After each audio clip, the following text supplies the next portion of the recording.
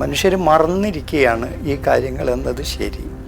ആ മറവിയുടെ മേൽ പക്ഷേ ഒരു ശക്തി വളരാൻ പാടില്ല. ഓർമ്മകൾ ഉണ്ടായിരിക്കണം. ആ ഓർമ്മകളെ ഉദ്ദീപിപ്പിക്കാൻ ഈ സിനിമ സഹായിച്ചു എന്നാണ് പ്രതികരണങ്ങളിൽ നിന്ന് ഞാൻ മനസ്സിലാക്കുന്നത്. മുഖ്യധാരാ സിനിമയായതുകൊണ്ട് ലക്ഷക്കണക്കിന് ആളുകൾ കാണും.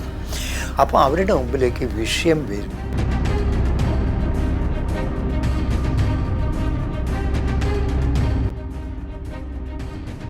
ഞാൻ എമ്പുരാൻ എന്നുള്ള സിനിമ കണ്ടിട്ടില്ല. സിനിമ കാണാൻ എനിക്ക് വലിയ താല്പര്യമില്ല.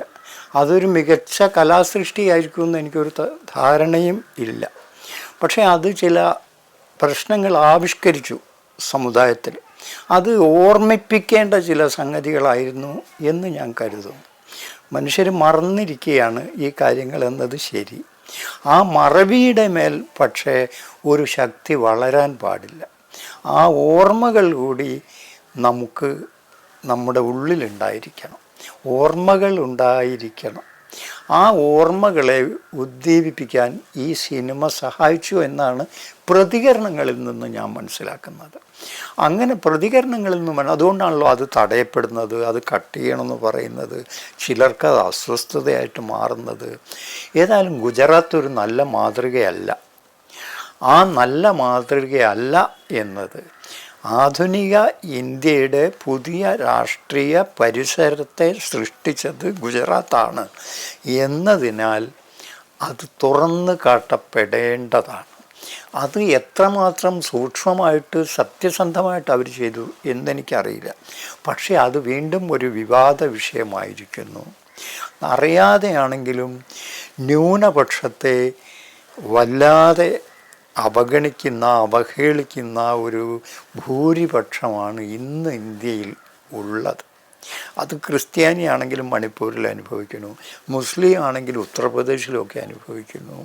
അങ്ങനെ ന്യൂനപക്ഷങ്ങൾ വലിയ പ്രയാസങ്ങൾ അനുഭവിക്കുന്ന ഒന്ന്. ഭൂരിപക്ഷം അവരാണ് ഭരിക്കുന്നത് എന്ന് തെറ്റിദ്ധരിക്കപ്പെട്ടിരിക്കുന്നു. എല്ലാവരും അല്ല, കുറേ ആളുകൾ. അങ്ങനെ ഹിന്ദുക്കൾ സംഘടിതരായിത്തീരുന്നു. അവരെ സംഘടിപ്പിക്കാൻ നന്നായി സഹായിച്ച ഒന്നാണ് ഈ ഗുജറാത്ത് കലാപം. അപ്പോൾ അത് നമ്മുടെ ഓർമ്മയിലിരിക്കണം. അതൊരു പാഠപുസ്തകമാണ്. അത് മനസ്സിലാക്കപ്പെടണം. അതുകൊണ്ടൊക്കെ അത് ചർച്ച ചെയ്യപ്പെട്ടു എന്നത് നല്ല കാര്യമായിട്ട് ഞാൻ കരുതുന്നു. അപ്പോൾ കാരണം ഭരിക്കുന്നവർക്ക് ഇനിയും അതൊക്കെ മറച്ചു വയ്ക്കാൻ കഴിയും, ഇതിൻ്റെയൊക്കെ അതീതമായിട്ട് പ്രവർത്തിക്കാൻ കഴിയും. എന്നാലും ആളുകളിൽ ഇങ്ങനെ ഒരു സംശയം ഉണ്ടാകുന്നത് നല്ലതാണ്.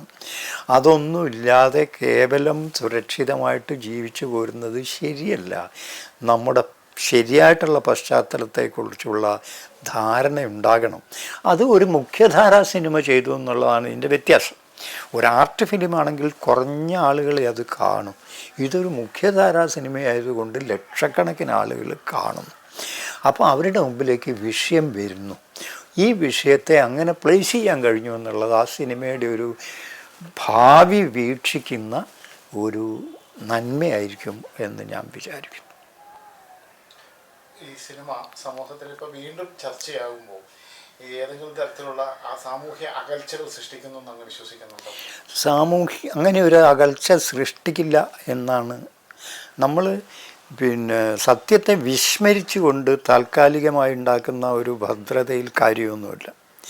സത്യത്തിൽ മേൽ നിന്ന് ഇനിയെങ്കിലും അങ്ങനെയൊന്നും സംഭവിക്കരുത് എന്നതിന് സംഭവിച്ചത് പുറത്ത് കാണിച്ചേ പറ്റൂ. അതുകൊണ്ട് ഇങ്ങനെ സംഭവിക്കരുത് എന്ന ഒരു അഭ്യർത്ഥനയായിട്ട് ഈ സിനിമയിലെ ഈ ആവിഷ്കാരങ്ങൾ മാറിയിട്ടുണ്ടെങ്കിൽ എനിക്ക് ഉറപ്പല്ല, ഞാനിത് കണ്ടിട്ടില്ല, പക്ഷേ അതിൻ്റെ പ്രതികരണങ്ങളിൽ നിന്ന് അങ്ങനെ മനസ്സിലാക്കും. അതുകൊണ്ട് ഇതൊരു അപരാധമല്ല.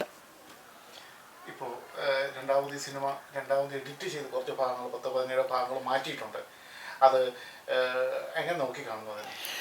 അത് വാസ്തവത്തിൽ ആരാവശ്യപ്പെട്ടിട്ടാണോ മാറ്റിയത് അവർക്ക് ദോഷം ചെയ്യും. കാരണം എന്തുകൊണ്ട് ഇത് മാറ്റി, എന്തുകൊണ്ട് ഒരുപാട് ആളുകൾ ഇതിനകം പങ്കിട്ട് കഴിഞ്ഞു ആ സിനിമയല്ല പിന്നീട് ഉള്ളത്. ആരെയാണ് ഭയപ്പെടുന്നത്? എന്തോ മറച്ചു വയ്ക്കാനില്ലേ? അതൊക്കെ ആയിത്തീരും ആളുകളുടെ തോന്നൽ. അവരെന്തുദ്ദേശിച്ചോ അതിൻ്റെ വിപരീത ഫലമാണ് ഈ എഡിറ്റിംഗ് വാസ്തവത്തിൽ ഉണ്ടാക്കുക. ഇത്തരം ഒന്നും ഉണ്ടാകാതിരിക്കാനുള്ള ഒരു കരുതൽ ആളുകളിൽ ഉണ്ടാക്കുകയാണ് അത് ചെയ്യുക. ചരിത്രത്തെ അങ്ങനെ ഉപയോഗിക്കേണ്ടത് തന്നെയാണ്, അത് ആവർത്തിക്കാതിരിക്കാൻ വേണ്ടിയിട്ട്. എന്നാൽ അത് സംഭവിച്ചു കഴിഞ്ഞു, അതിൻ്റെ ദോഷഫലങ്ങൾ കൂടിയാണ് നമ്മൾ അനുഭവിക്കുന്നത് എന്ന് പറയുന്നതിൽ ഒരു അപരാധവുമില്ല. അതിൽ സത്യത്തിൻ്റെ അംശങ്ങളുണ്ടെങ്കിൽ അത് പറയപ്പെടേണ്ടതാണ്. ഈ സൈബർ ആക്രമണത്തിലേക്ക് ജനത്തിനെ എത്തിക്കുന്ന ആ മാനസികാവസ്ഥ, അതൊരു രോഗാതുരമായ സമൂഹമാണോ ഇപ്പോൾ ഉള്ളത്? തീർച്ചയായിട്ടും അതെ. അതും കാണിച്ചു തരുന്നത് ഇത് ന്യായീകരിക്കുകയോ ഇത് മറച്ചു വയ്ക്കുകയോ ചെയ്യേണ്ടത് ആവശ്യമായിരിക്കുന്ന ഒരു വലിയ ജനത ഇവിടെ ഉണ്ടെന്നാണ്. അവരുടെ പ്രതിനിധികളാണ് സോഷ്യൽ മീഡിയയിൽ ഇത് ചെയ്തുകൊണ്ടിരിക്കേണ്ടത്. ഒന്നും നമുക്ക് മറയ്ക്കാനില്ല എന്നാണെങ്കിൽ ആർക്കും ഇതിൽ പ്രശ്നമില്ല. എന്തൊക്കെയോ മറയ്ക്കാനുണ്ട്, അതുകൊണ്ടാണ് ഈ പ്രശ്നങ്ങൾ.